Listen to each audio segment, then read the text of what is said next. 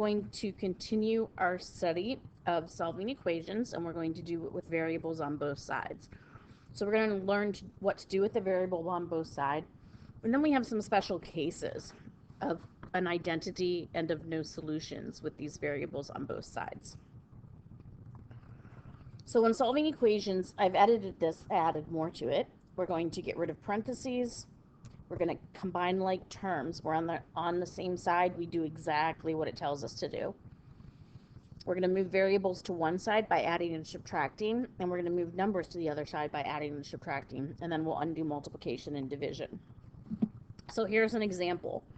I want to take this 5K and I want to move it over to this side. So we're going to the opposite sides. We're going to do the opposite to it. So I'm going to subtract 5K from both sides. And when I do that, I get 2K minus 4 equal to 16. And then I add 4 to both sides. I'm going to get 2K equals 20. And when I divide by 2, K equals 10. So there's my solution of 10.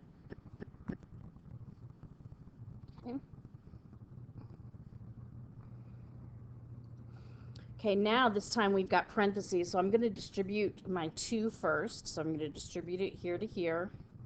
So this side becomes 2C minus 12 equal to 9C plus 3. Now, I've got some choices with moving the variables.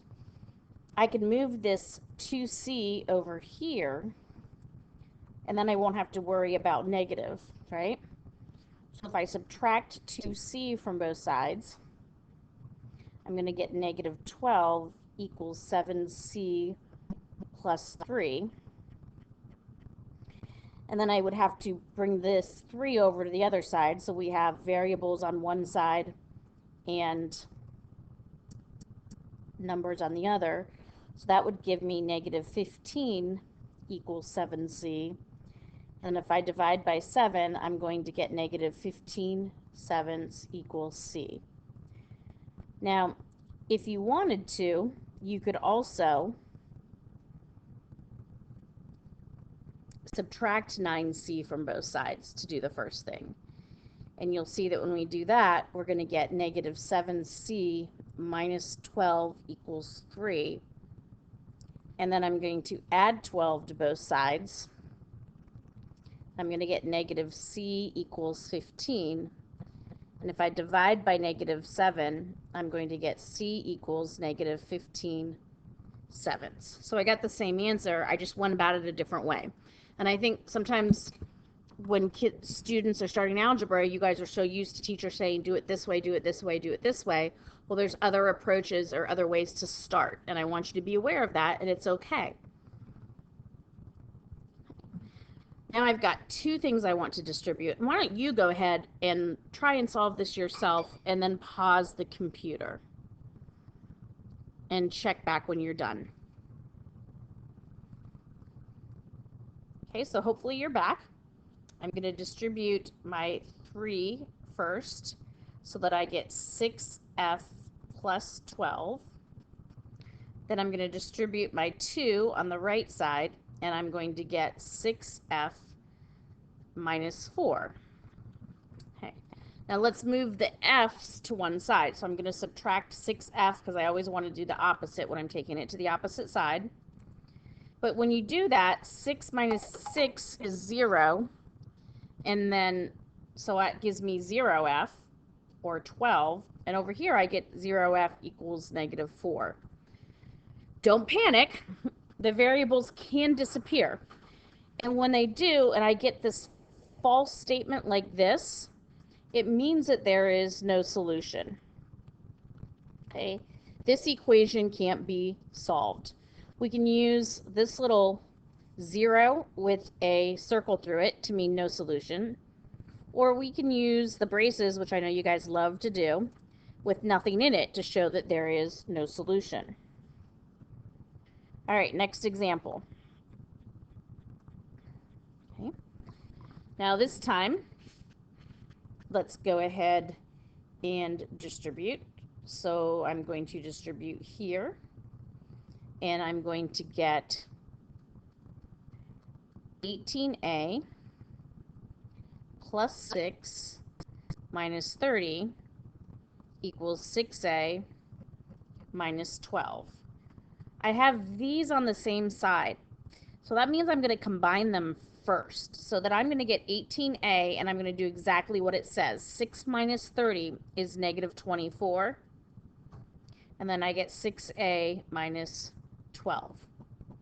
So I'm going to move now my variables to one side, so I get negative 6a, and that gives me 12a minus 24 equals negative 12.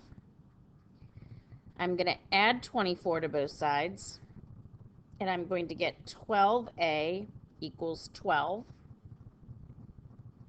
If I divide by 12, then a is going to equal 1.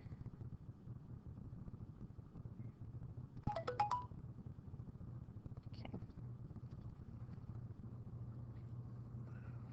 All right. Oop, I think I skipped it. I feel like I skipped an example. All right, so I skipped an example. For some reason, I thought I had that slide, but I must have overridden it. So here is your other example. Oh, there it is right there. 2/3. So we're going to distribute the 2/3. When I do that, remember, 3 goes into 6 twice, and 2 times 2 is 4. So I'm going to get 4x. And then 3 goes into 3 once, and I'm going to get 2. Okay, so notice how I have 4x plus 2 equals 4x plus 2. So when I go to subtract the 4x, it's going to give me 2 equals 2. Now this time our variables disappear, and it gave us a true statement. So what this means is this is what we call the identity, or an identity. No matter what value I pick for x, if I substitute it into this equation, I'm going to get all real numbers. Anything's going to work, or we say infinitely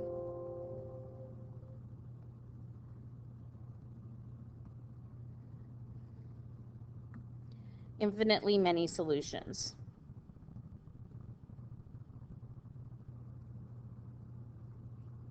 All right, so no matter what value I pick for x in sub n, it's going to work. You guys go ahead and try that and see if it works or not. Okay, so what did you learn today? Well, hopefully you learned that equations with one variables on both sides can have one solution like they have forever. It can have no solution, or it can have infinitely many solutions, and equations with infinitely many solutions are called the identities. Okay, have a math-tastic day.